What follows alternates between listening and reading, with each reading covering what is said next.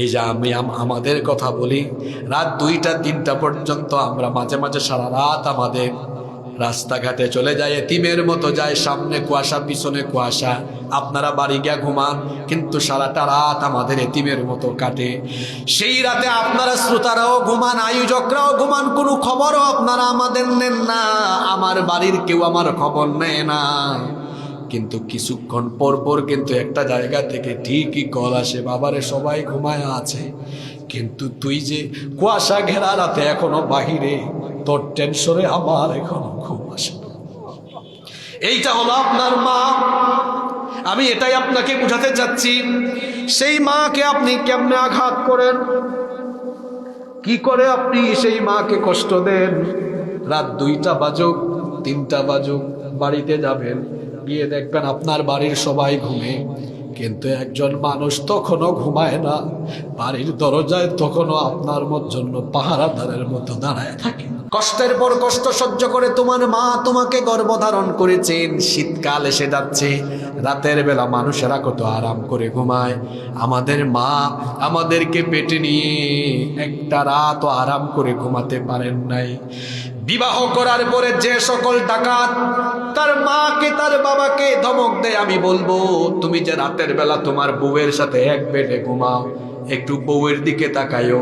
বউ যখন প্রেগনেন্ট হয়, 2 মাস 3 মাস 1.5 মাস যাওয়ার পরে দেখা যায় রাতের বেলা আপনাকে বউ বলে, প্রিয়তম স্বামী আমার তো ঘুম লাগে না, আপনি ঘুমায় যাচ্ছেন। আপনি বলেন, বিবি তুমি কেন ঘুমাও না? সে তখন বলে, আপনার সন্তান পেটের ভেতরে নড়াচড়া করে, আমার কষ্ট হয়।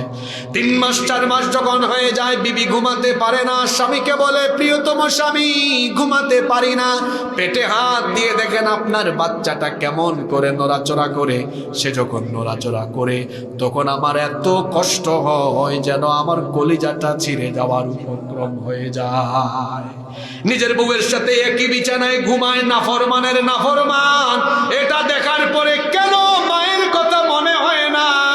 আমার মাও তো এইভাবে করে আমাকে নিয়ে নিয়ে রাতে না ঘুমিয়ে কলিজা ছেঁড়া কষ্ট সহ্য করে করে আমার জন্য কষ্ট করেছে। কি কষ্ট, কি যন্ত্রণা।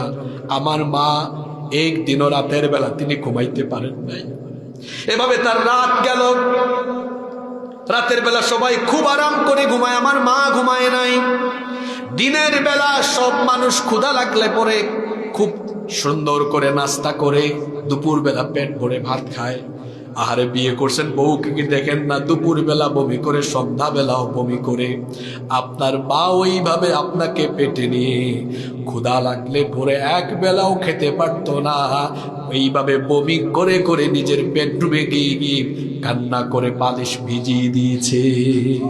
এই রকম করে যে মা 1 দিন 2 দিন নয়, 10 মাস 10 দিন আপনাকে কষ্ট করে গর্ভধারণ করে করে যখন তার ডেলিভারির সময় আসলো, এই মায়ের এত ত্যাগ, এই মায়ের এত কষ্ট।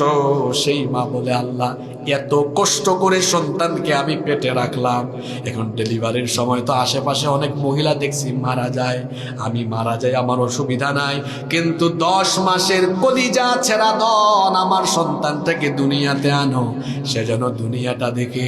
আর যখন তার ডেলিভারির রুমে প্রসব বেদনা আরম্ভ হয়ে যায়, আমি তো পুরুষ মানুষ, আমরা পুরুষ মানুষ বুঝি না, বিয়ে যারা করেছেন একটু ওটি রুমে, অথবা ওইটাকে সম্ভবত লেবার রুম বলে, যেই রুমের মধ্যে ডেলিভারি হয় বা বাড়িতে যদি সন্তান হয়, একটু কান পাতবেন। যখন মা প্রসব বেদনা আরম্ভ হয়ে যায়, এক একটা চিৎকার মারে, চিৎকারের চোটে মনে হয় আওয়াজ আল্লাহর আরশে আজিমে গিয়ে কম্পন সৃষ্টি হয়ে যায়।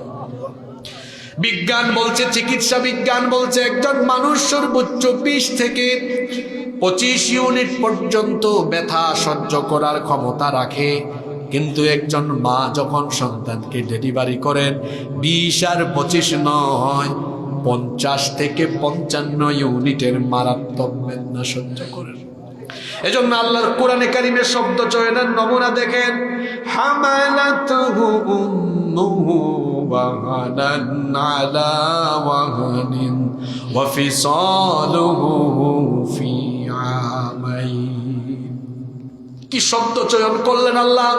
আপনারা তো আরবি ভাষা বুঝেন না, কি শব্দ চয়ন এখানে করেছেন আল্লাহ, ওয়াহনান আলা ওয়াহানিন, কষ্টের উপর কষ্ট। শুধু কষ্ট নয়, আল্লাহ নিজেই বলেছেন তোমার মায়ের কষ্টের উপর কষ্ট হয়েছে। আহারে, আমার মা আমাকে জন্ম দিলেন, পেশাব পায়খানার গন্ধ সবার নাকে লাগে, আমার মায়ের নাকে লাগে না। আমার সেই মা খাবার খেতে বসেছে, আমি পেশাব করেছি, পায়খানা করেছি, আমার মা আমারে কোল থেকে ফেলে দেয় নাই। আজকে আপনার মা বুড়ি মানুষ। আমি কত সমাজে দেখেছি মা বাপ বুড়া হয়ে গেছে, মা বাপ হয়তো তার শারীরিক দুর্বলতার কারণে বেডের মধ্যে হয়তো পেশাব পায়খানা করে ফেলছে, গালি দেয় বুড়ার ঘরের বুড়া, বুড়ির ঘরের বুড়ি, আমার ঘর নষ্ট করে ফেলেছে, নাফরমান সন্তান। তোমার মা তোমাকে ছোটবেলা খাবার খেতে নিয়ে বসেছে, তুমি পায়খানা করেছো, পেশাব করেছো, তোমার মা তোমাকে কুল থেকে একবারও নামায় নাই। সেই মা, এই যে এখন আপনি দিনের বেলা রাতের বেলা এত সফর করেন, ঘোরাঘুরি করেন, আপনি বলেন তো দেখি, আপনার ফোনে আপনার ঘরের মধ্যে সবচেয়ে মায়ার কল, মহব্বতের কলটা সবার আগে কে দেয়? পিতা মাতাকে কখনো উফ শব্দ পর্যন্ত বলো না, তাদের সাথে গলা উঁচু করে ধমক দিয়ে চক্ষু রাঙিয়ে চক্ষু মোটা করে কথা বলো না। আল্লাহ বলছেন ওয়ালা তানহারহুমা, পিতা মাতাকে ধমক দিও না, গলার আওয়াজটাকে কর্কশ বানিয়ে ফেলো না, মোটা করে ফেলো না, চক্ষু রাঙিয়ে পিতা মাতার সাথে কথা বলো না। আমি বললাম আল্লাহ, তাহলে কি করে আমি আমার মা বাবার সাথে কথা বলবো, আমাকে শিখিয়ে দেন। আল্লাহ বললেন ওয়াকুল লাহুমা কাওলান কারীমা, সবচেয়ে উত্তম ভাষায়, সর্বোত্তম ভাবে, ভদ্র আর বিনয়ের সাথে তোমার পিতা মাতার সাথে তুমি কথা বলো। আহারে, আমার মা বাবা আমাকে কোনো একটা বিষয় বললে আজকে আমার গলার আওয়াজ বড় হয়, তুমি কি বুঝো? তারপরে দেখা যায় মা বাপকে ধমক মারে, তুমি বেশি বুঝবা না। তারপরে দেখা যায় পিতা মাতার সাথে গলার আওয়াজ উঁচু করে কথা বলে নাফরমান বেয়াদব সন্তান।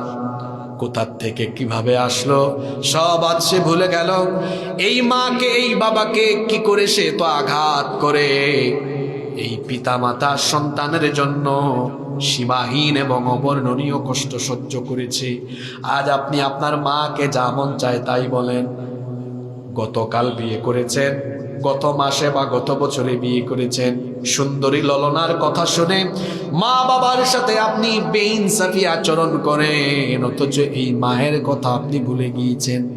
আর এই মা কত কষ্ট করেছেন। আল্লাহ বলছেন হামালাতুহু উম্মুহু ওয়াহানান আলা ওয়াহানিন ওয়া ফিসালুহু ফি আমাইন।